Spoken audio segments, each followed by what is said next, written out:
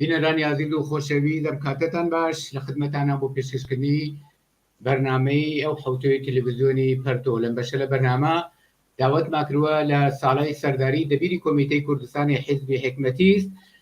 سەبارەت بە ئێزهار نەزەر و قسە و مەوزەی پێژاک و دیفاعی ئەوان لە ئیسلام سەبارەت بەم قسانەی ئەوان وتوێژەکەین پێشەوەی پرسیارەکانە مارەسەر بکەم ساڵی سەرداری گەردەنگی منە بیسی بەخێر بوو بۆ ستودیۆی تەلەڤیزیۆنی پەرتۆ. بەڵێ هاوڕێ عەبوو سڵاو لە تۆ لە بینەرانی تەلەڤیزیۆنی پەرتۆ فەرموون. زۆر سپاس. ساڵی سەرداری حتمەن ئاگاداری و لە شەبەکەی ئیجتیماعی ومانە متوەجه بوو یا دیتوتە کە لە ڕەهبەری پێژاک کەسێکیان بە ناوی ئامێد شاهۆ دیفاعی جانانەی لە ئیسلام کردووە. حەزەکەم لە زمانی تۆ ببیستین داستان چییە؟ بۆچی ئاوا گەرم و گوڕ و جانانە دیفاع لە ئیسلامەکەن؟ دیارە مەوزەی فەردیش نییە بەماناوە لە ڕەهبەری پێژاکە و مەوزەی ئەو جەریانەدا. بەڵێ سڵام هەیە دووبارە بۆ بینەران تاوا نازەوە هەڵەگەڕێتەوە بە قسە و باسی ئامێد شاهۆ کە عوزوی ڕەهبەری پژاکە. من وازانم ئەمە تەنیا قسەی خۆی نییە، ئەمە ئەگەر کتێوەکانی ئۆجالان بخوێندێتەوە یا کولەن سیاسەتی پژاک لەم ڕابتە هەمیشە دفاعیان کردووە لە ئاین و تایبەت ئاینی ئیسلام و بە تایبەت ئامێد شاهۆ هەم نووسوێسی هەم شەفاهەنج قسەکە دفاعێکی زۆر جانانە و ئاەت تێنێتەوە لە ئیسلام و بە تایبەت تەقسیمێکە بین ئیسلام ئەو سەردەمەوە محەممەد لە مەدینا بووە و سەردەمێکی ژوان لە مەکا بووە و ئەمان خۆیان بە پەیڕەوی پەیماننامەی مەدینە بەسن. یەکێ نابەڵە بێ لە پەیماننامەی مەدینا چزانم ژنان وەکو ئینسان چایان لێکراوە، پیا و حەقی نەبووە چوارژن بخوازێ، خودە محەممەد زیاتر لە دەژنی خواستووە، ئینسانەکان لەوێ ئازاد بوون. کەسێک ئەگەر غێرە مسلمان بووە بە جرم کافر بوون وەکو بەدر و حونەین و خەیبەر و ئەوانە حەمڵە نەکراوە بە خەڵکێکی تر و غێرە مسلمان بوون و قەتڵ ئام ڕێ نەخراوە و سەر ئینسانەکان لە بەدەنجیان نەکراوە. هەمووی ئەوانە ئاوا قسەی لێکا کە ئەو سەردەمە ئیسلام ئاوا بووە و تەواو ئەو قەتڵ و عام و جەنایەتانەی وە سەردەمی محەممەد و عومەر و خولەفای ڕاشدی و دوایی ئیمامانی هەتا ئیسا ئیسلام کردوێسی گەرێکی ئاوێ پاککە بەسەریە و ئیسە ێژێ ئەم جمهوری ئیسلامیە ئتفاقەن پەیماننامەی مەدینە و ئەو قسە و باسەیوە پێغەمبەری مسلمانان محەممەد بویەسی ئەمان ئەنجامی نەداوە و لایەن داوە و بەحسی جغرافیاکە جغرافیای مەدینە و مەکە و ئیسەی جمهوری ئیسلامی ئەوانە لە حاڵێکە هەر کەسێک واز زەڕێک ئەم ئاینە بناسێ یا لە موردی و متالعی کردبێەوە یا چدانم لە ژێر دەست حاکمانی ئیسلامی لە ئەو 1400 ساڵە زندگیان کردبێ ئەزانن کە حاکمانی ئیسلام و شریعەتی ئیسلام و بە تۆر کولی مەسهەب و ئاین و بە تایبەت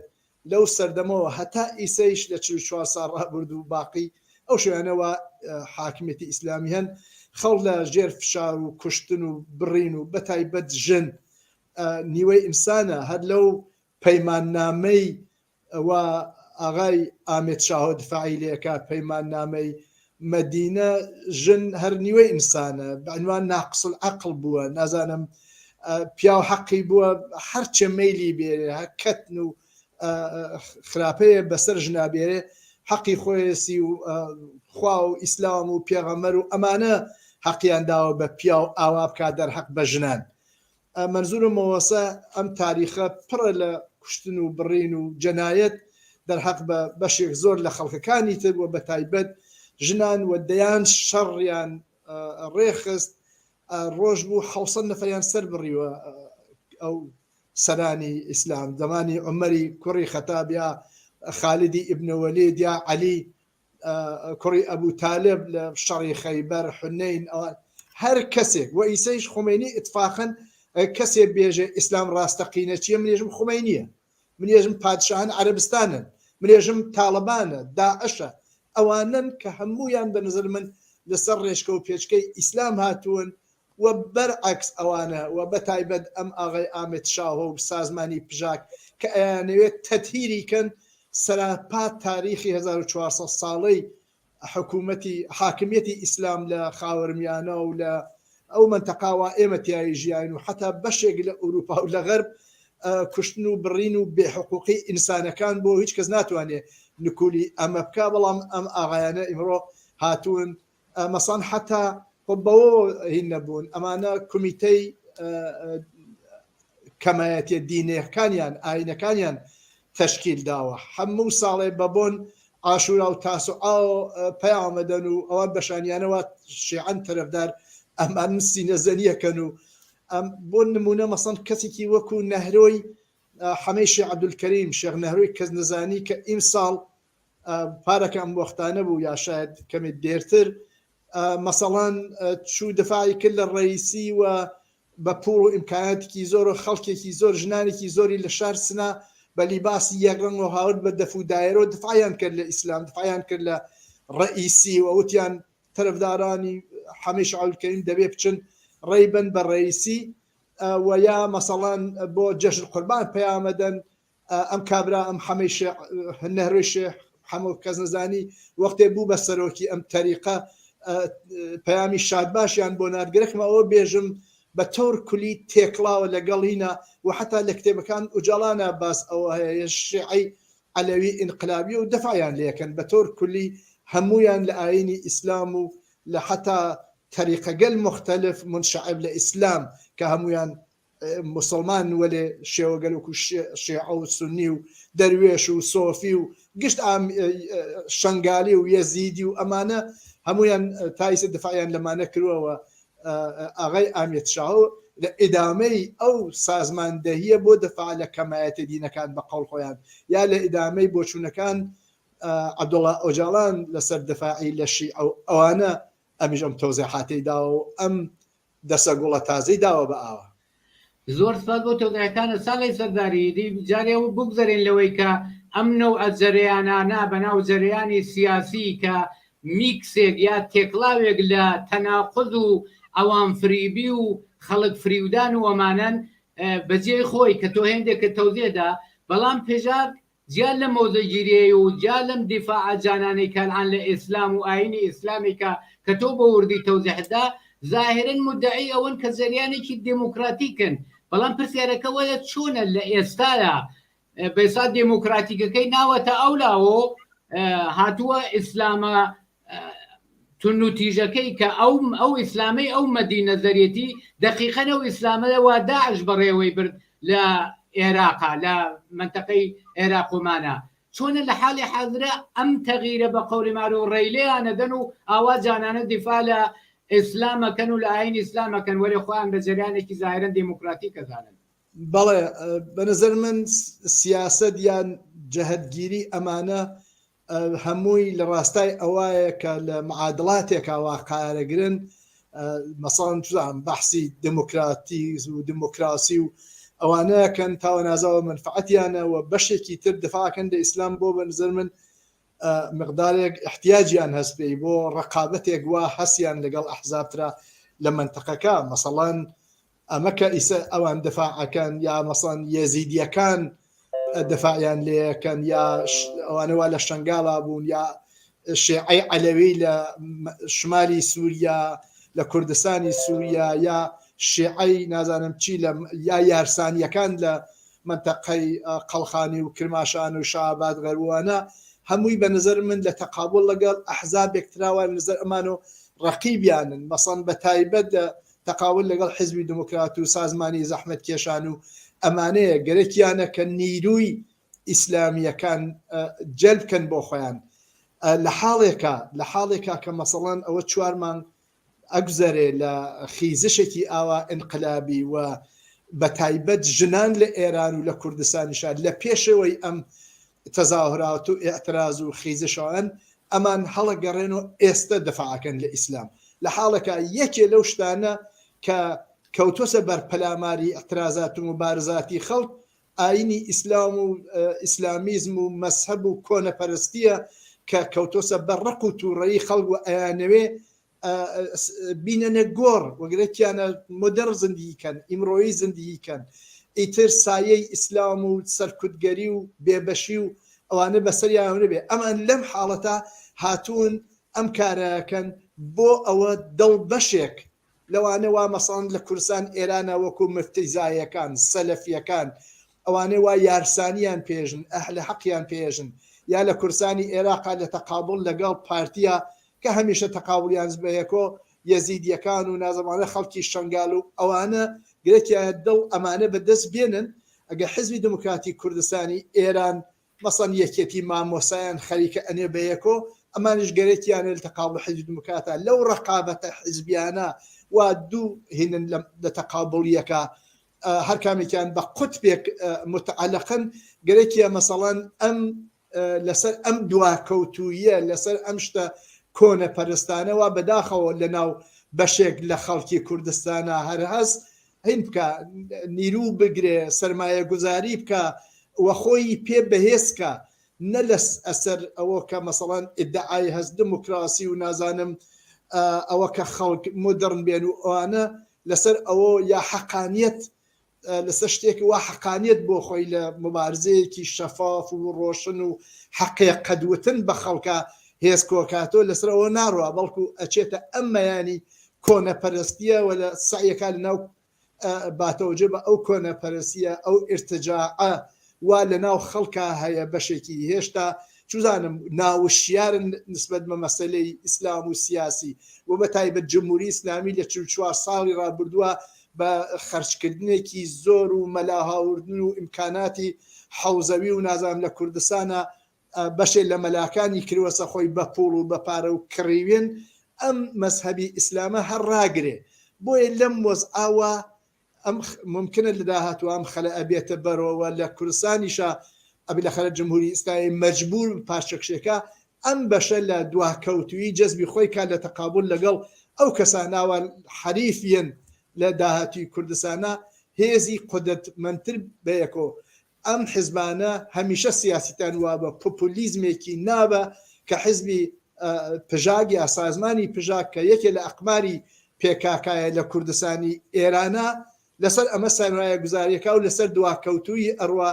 و هەر بۆیە کۆمیتەی بۆ دروستەکە هەر بۆیە جەژن قوربان و ڕەمەزان و نازانم ئەم مناسباتە مەسەبیانە پەیامە نێرێ و شاد باشە نێرێ و کەسی بۆ دائنێ گەرەکێ لەسەر ئەم جۆرە سەرمایە گوزاری کا و هێز بنێ بەیەکۆ بۆ ئەوە پێی وایە احتیاجێز بۆ جوابدانەوە بۆ قودرەتمەندتر کرد خۆی زۆر سپاس ساڵی سەرداری باتەوەجێ بەم فەزای کە لە ئێرانە هەیە ئەم ڕادیکالیزم و ئازادی خوازی و بەرابەری تەڵەبیەی کە خەڵکی ئێران دژ بە جمهوری ئیسلامی و دژ بە ئیسلام لە خۆیان نیشانداوە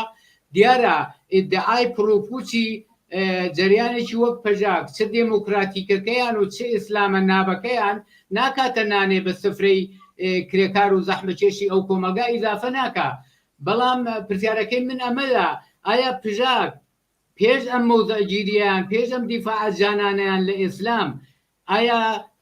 سابقەی ئیسلامی بوونیان بووە یا ئەمە بۆ چوونێکی تازەدا بەتایبەت لەم شەرایطەیە کە ئەبینێ جامعەیەکی 80 و چەند ملیۆنی ئێران منهای دار و دەسەی ئێرتجاع و تەرەفدارانی جمهوری ئیسلامی خەڵک لە ئیسلام و لە مقدساتی مەذهبی و لە هەموو شتێک گوزەراون و جمهوری ئیسلامی دەکێشتە خوارەوە چۆنە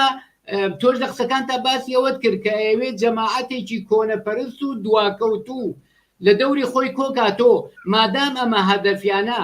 سوالەکەی منە گەر جەمبەندی بکەم ئەمەدا مەوزعی خەڵکیە کە ئاوا ئازادی خواز عەلەی مەذهب عەلەی خورافە عەلەی ناسیۆنالیزم عەلەی میلیگەرایی عەلەی مەذهب هاتوونەتە مەیدان ئەرک و وەزایفیان لە قەبالی ئەم نەوع ئەوان فریبی و دواکەوتوی جەریانێکی دواکەوتوی وەک پژاک دەبێت چی بێ و مەوزعیان دەبێت چۆن بێت من پێم وایە ئەم بەحسەوە ئەمان لەم سەردەما بە تایبەت زیینی ئەکەنەوە ها لە شرایەتێکی خاص لە ئەوزاو ئەحواڵی سیاسی ئێرانە و گەرەکیانە مەسەڵەن ئەم هێزانە ئاوا کە لە مولیانەوە قسەم کرد کۆبکەنەوە بۆ ئەوە قودرەتمەندتر بن و گۆشەیەک لە قودرەت لە کوردستانی ئێرانە یا لە شوێنگەلترا لە کوردستانە بەدەست بێنن و حتا ئەمان لە سەردەمانێکەوە ئیسێش خودە پێکاکە دۆسایەتی نزیکی بووە لەگەڵ جمهوری ئیسلامی و گەرەکیە لە بەرحاڵ لە داهاتوویەکوایەتە بەرەو جمهوری ئیسلامی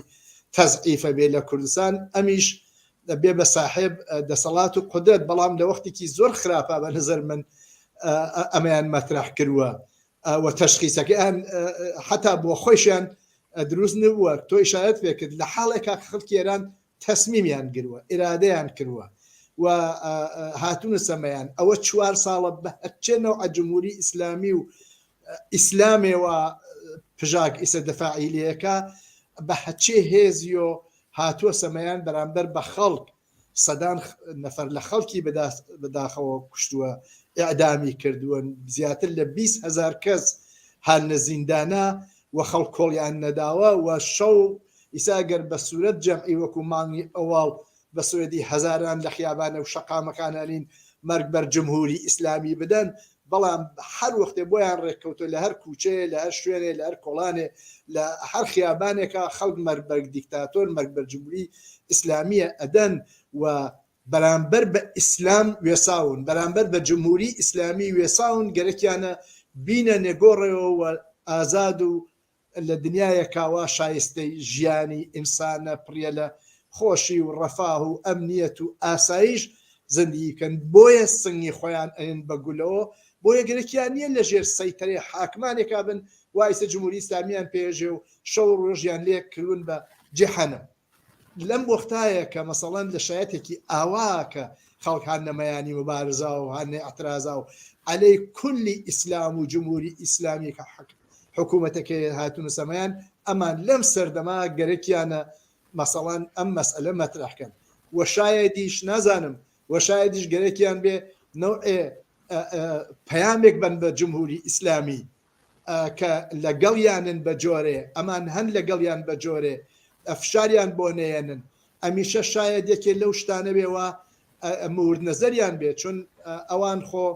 ئەمەسەن مواردێکی زۆر لە ڕابردووە شەڕیان عەلەی جمهوری ئیسلامی نەکردووە هیچ وەخت من نەمبیستووە کەس نەیبیستووە پژاک شعاری مەرگ بەر جمهوری ئیسلامی بدا هەمیشە کەتمەن لە کونگرەکانیانە لە بەیاننامەی کەتبیانە لە شەفاهیاتێکەوە بەحسیان کردووە هەمیشەژن بە جمهوری ئیسلامی وێت تۆ ئەمانە ڕعایەتکەی ئەمانە ڕعایەتکەی ئەمە بە فڵاندێ ئەم کارە بکەی ئەم سیاستە بیتە بەرۆ بەڵام حیج وەخت وەکو خەڵکی ئێران وەکو باقی ئەحزاب سەرنگونی تەڵەب نەوتۆ جمهوری ئیسلامی دەبێ بڕوات ئەمە شتێکەوە خەڵکی ئێران لا ئەقل لە 96 وتیانە جمهوری ئیسلامی ئەبێ بڕوە لەم 4 مانگە بانیان هەڵدا کە ئەبێ بڕوە و ئیسەیش خەڵک ئەگەر هەر ئایسەوام تۆ قسەیەکەین بەیەکۆ بۆی بکرێ جمهوری ئیسلامی ساختەکە بەڵام تۆ نایبیسی لە پژاک چ لە هیچ مەقامێکی پژاک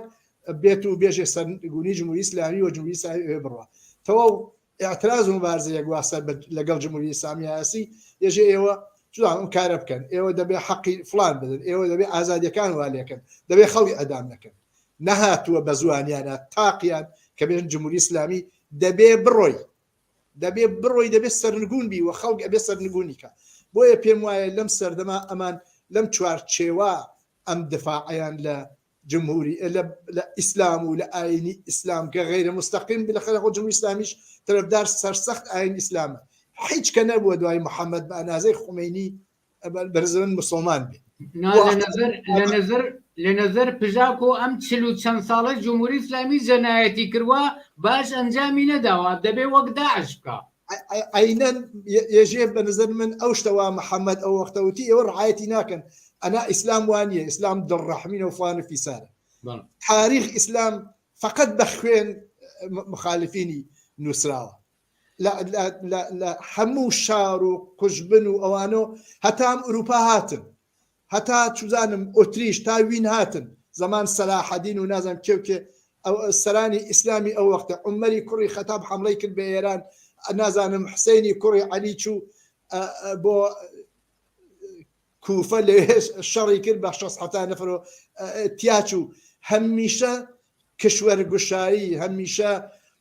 کوشت و بڕ هەمیشە جەنایەت بە جەنایەت و بە زۆر و بە خۆدا سەپارن حاکمیتیان کردووە و ئێستا سازمان لە قەڕنی 22 سازمانێکی وەکو پژاک تێت ئەم ئیدعاکە کە دەبێ هین بێ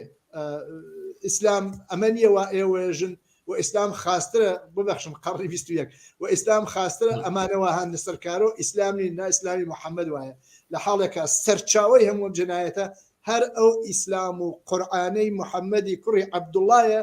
کە لە ئەو هەموو جنایەتێ کرد ئیسش